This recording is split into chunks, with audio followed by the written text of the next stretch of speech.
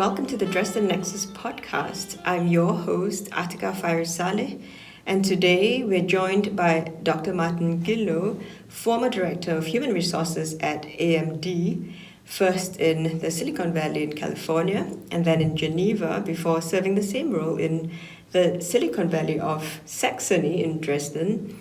And he was later invited to politics, where he served as Minister of Economic Affairs and Labor in Saxony, Germany in the early 2000s.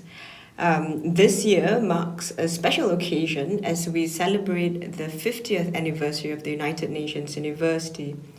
Throughout this series, we'll explore the future of resources and how navigating the interconnected challenges of water, energy, food, land, and other resources, the resource nexus, will shape our path toward a sustainable world. In this episode, we'll hear from Dr. Gillo, who will share his invaluable insights. Thank you for joining us today. You're welcome. Let's dive into the conversation.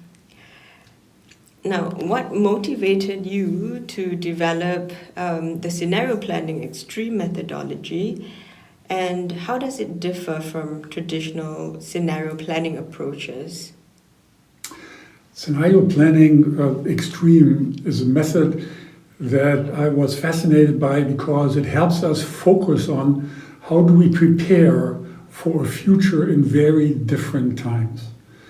Scenario planning extreme purposely looks at extreme potential developments and help people to think through where there are the opportunities, where there are their threats, and how to take advantage of the opportunities and how to develop defense strategies against the threats. The idea is that the traditional methods of scenario planning focus on past trends, projecting them into the future, plus adding 20% or so to the up and to the down. And in the end, you have sort of a scenario funnel, but future cannot be predicted. You cannot calculate, you cannot tie it down. The future will go where it wants. And if it goes outside the funnel, you end up not being prepared. So the idea of scenario planning extreme is to focus on the extreme changes. If you're prepared for the extreme changes, you're also equipped to deal with less extreme changes.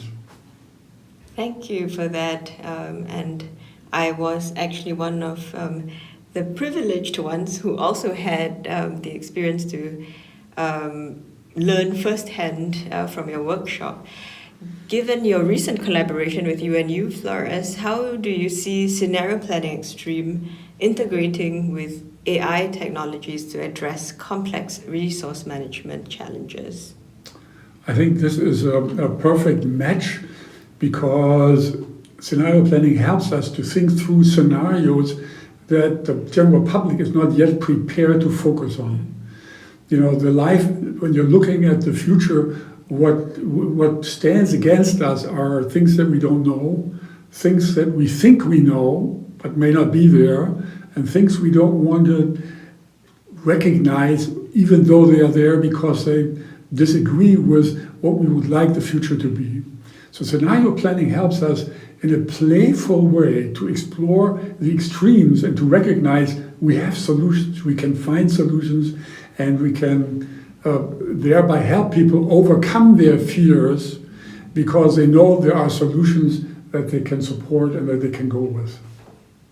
Now, in today's rapidly changing world, how can individuals and organizations effectively use scenario planning extreme to anticipate and prepare for unexpected events, or what you call the black swan scenarios? Maybe also tell us a little bit about black swans. Yeah, we have learned through the contributions of Nicholas Nassim Taleb with the concept of the black swan that rapid changes are possible and we should take them into consideration. I think it's very important. Most of the predictions, or most of the strategic planning approaches are sort of adding on top of what they have already seen. So it's like business as usual with some variations. Black swans teach us that life can change drastically. The other thing that we do in scenario planning is we're looking forward 25 years. When you have such a long time period, nobody in their right mind would think they could calculate what the world looked like, etc. So we help people sort of let go of their obsession with quantification and look at qualitative developments that may come up very rapidly. Thinking about 25 years doesn't mean that we expect those changes in 25 years. Sometimes 25 years can happen in 12 months. And I think thinking ahead of it and thinking to prepare plans for how you will deal with it makes you prepared to take advantage of them when the rapid changes happen, so you don't fall behind. I think I especially liked during the workshop the identification of these trends. And now I cannot read a newspaper headline without thinking about this context, right? Because these are all evolving trends that are happening across different spheres of life, and in one way or another has an impact on everything else because everything is interconnected. So that I found extremely valuable. Now, last challenge. For all of my podcast guests, I ask this same question. In one word, what do you think we need most to secure a bright resource future? Open-mindedness. Thank you, Martin, for sharing your expertise and vision on such a critical topic.